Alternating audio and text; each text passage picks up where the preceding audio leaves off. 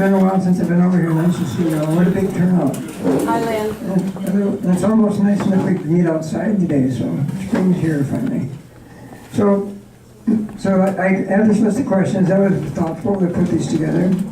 So I had a little time to think about them overnight. And after I go through these, you can feel free to ask me any other questions you might have. So, does everybody have this? No. So the first question is, will a selection process be created soon for 55 plus to be offered home field apartments? Like those who demonstrate as a successful tenant, pay on time, no drunk calls, no fighting, and no noise. Let me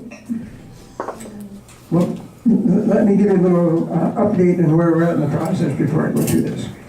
Last fall, the last time I met with you, the plan was to build 3 apartments on the home field site.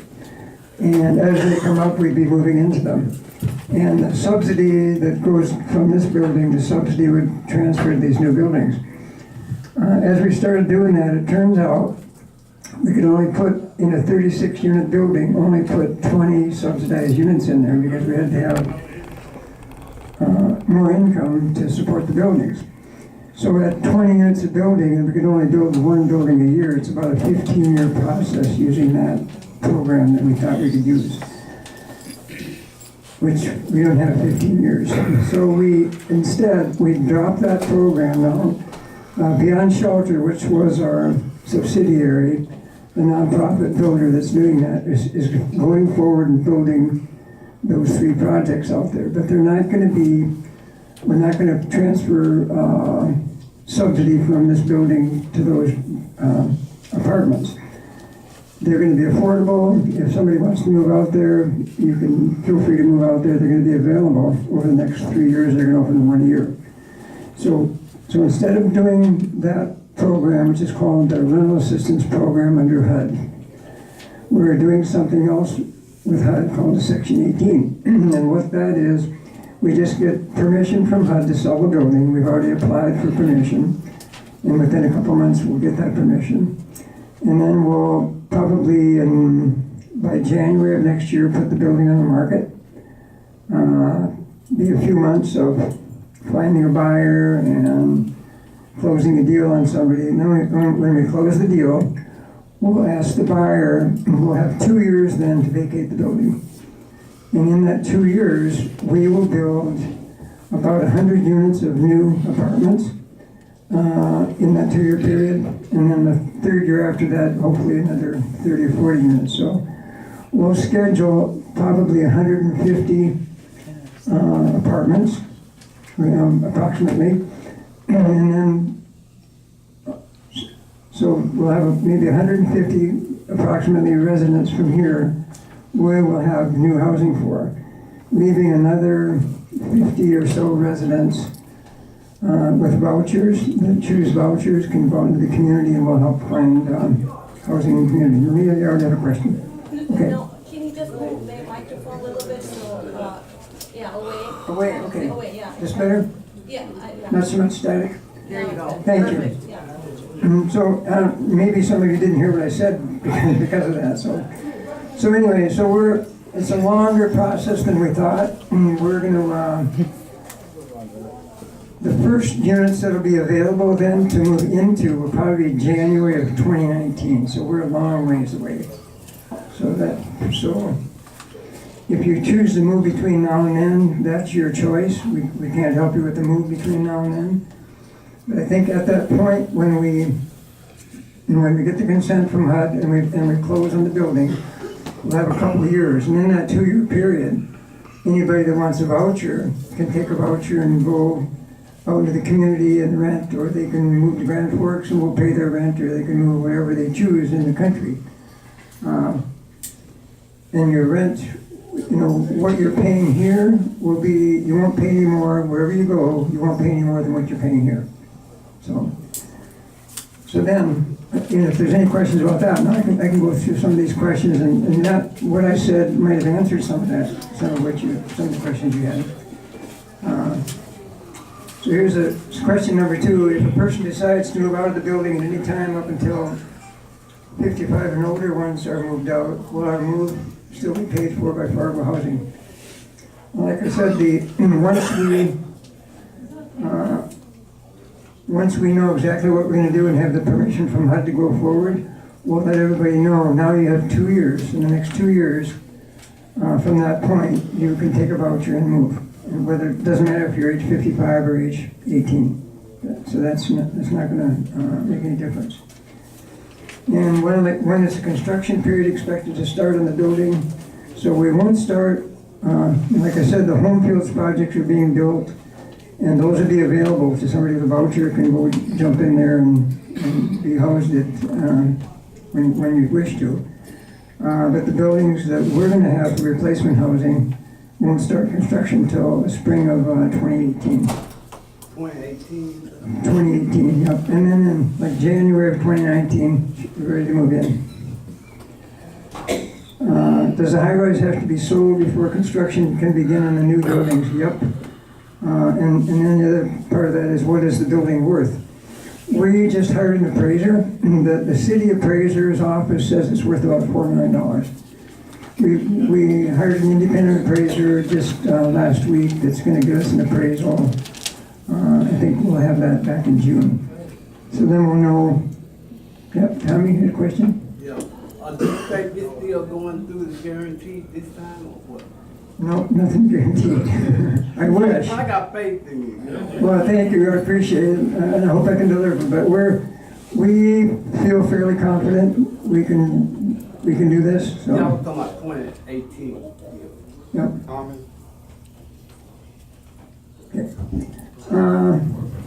And then the next question, we'll be able to see the floor plans for any new apartments, of course. And the apartments will be like any new construction. The units you've got here are like 340 to 360 square feet, I think, approximately. When we build new apartments in the community these days for a one-bedroom, they're more like 700 square feet, so almost twice as much as floor space as what you've got now. And have there been any offers to buy the high-rise? No, we haven't actually had permission from HUD yet to sell it, so we don't have any offers yet. So, and will our rent be raised after moving to new apartments? And if so, how much? No, and this is not our decision, this is a HUD rule, that your rent won't change no matter if you choose a voucher and go somewhere, or if you choose to live in the new units that we're going to be building, your rent won't go up. Whatever you're paying here, you'll be paying there. It may go up a percent or two a year like it does now, but that's it. Just adjusting for inflation. Will there be insulation between the new apartment walls? Yep. Between the walls and between the floors. We've gotten pretty good at that over the years. From hearing a lot of complaints. I don't know what you're hearing from between the walls now, but it must not be good. So.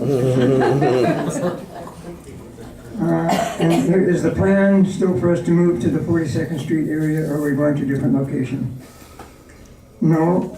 That's still an option, but we are next summer, or summer's almost here, but between now and the end of the year, we hope to buy 1 or 2 pieces of land that will be put in reserve until we can build on them. And we haven't identified those parcels yet. We probably won't have all the buildings on one site. We might have 100 units on one site and then 40 or 50 on another site.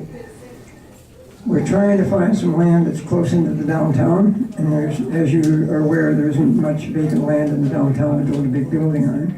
So we're looking for that. Otherwise, for the bigger building, the 100-unit building, probably it's in the neighborhood of this 42nd Avenue piece, because if you have a chance to get around town a little bit, the only real vacant space is out on the south and west of the interstates, out in that area. We want to get as close to some services as we can. We want to be on a bus route, definitely, and close to grocery and other services. So those are our criteria when we go land shopping. Will there be a handicap accessible tubs in the apartments? No, we won't. We'll have rolling showers, and then we'll have a tub room in the building. I think that's kind of the way we've been putting up senior apartments around town now for 15 years, and that's the way we've been doing it. It doesn't seem practical to have a tub in every unit. Most people want a shower, and for those that want a tub, we just have built a tub room, so it's available. I have a question. Will it be showers like what we have here? There'd be a roll-in shower, so be a lip on it, but you can, if somebody has a wheelchair, you can get into it.